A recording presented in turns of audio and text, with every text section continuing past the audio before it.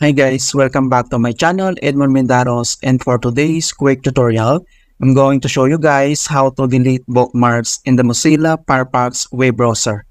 Alright, so without further ado, and let's go ahead. Ang next step ay open lang natin ang ating Firefox web browser. And then dito lang sa upper right side ay kailangan mo na-click tong tatlong lines. Ito yung Open Applications menu, so click mo lang ito. And then next ay kailangan mo lang select tong bookmarks, click mo lang yan. And then kung paano ba tayo mag-delete ng bookmarks. So makikita mo dito yung mga recent bookmarks natin, right?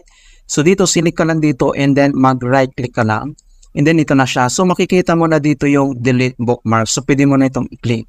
Right? So dito naman sa baba ay makikita mo dito yung kanyang keyboard shortcut na control plus shift plus O. Ito yung manage bookmark. Okay? So click mo lang itong manage bookmarks.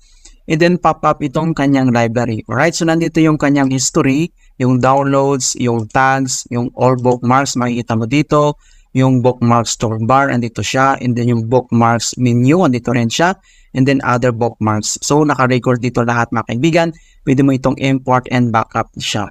Right, so nandito rin yung kanyang views kung gusto mo itong i-customize and then yung organize dito siya. Right, so ganun lang po kasimple kung paano tayo mag-delete ng bookmarks in the Mozilla Firefox web browser. Right, so please don't forget to like this video, subscribe to my channel for more quality content. Thank you guys and see you in my next tutorial.